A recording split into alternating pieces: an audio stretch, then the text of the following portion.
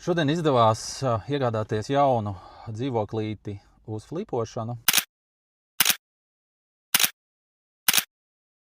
Tas ir neliels vienistabas dzīvoklīts Mežciemā, kur ir plāns iztīrīt un pārdot viņu tā kā ir, bez remonta. Tur pārdevēja bija meitene pajauna, kur viņa bija mantojusi, bet nebija ne mantojuma lieta sakārtot, pat uzsākt nebija. Un bija jau sākuši uzkrāties palieli parādi, un meitene laicīgi saprata, kad ir jārīkojas. Tad viņai es palīdzēju gan ar parādu nomaksu, gan palīdzēju šo te mantojumu lietu sakārtot. Tad tas jau man aizņēma vairākus mēnešus. Un tagad varējām to noslēgt un vienojāmies, ka vēl neilgu laiciņu vēl padzīvos, un tad, jo paralēli meklēt jaunu mājvietu un laikam arī vēl plāno doties uz ārzemēm.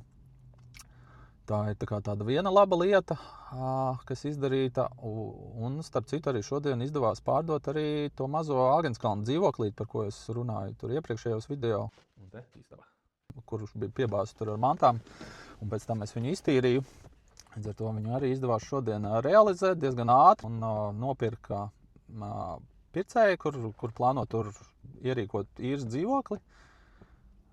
Pati ir remontēs, tā kā, man liekas, būs labs piedāvājums tirgu aizdevējam, kurš nofinansēja šo darījumu 100%. Kopējais ieguldījums bija kaut kādi 11,500, un peļņa tad viņam sanāca ap 2,700 pirms nodokļiem, un pēc nodokļiem ir kaut kāda ap 2,000.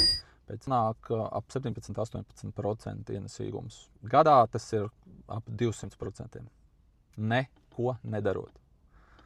Un tas ir tikai viena mēneša laikā. Tā kā crazy cipari, crazy ienesīgums. Pat liekas, ka skams, ne?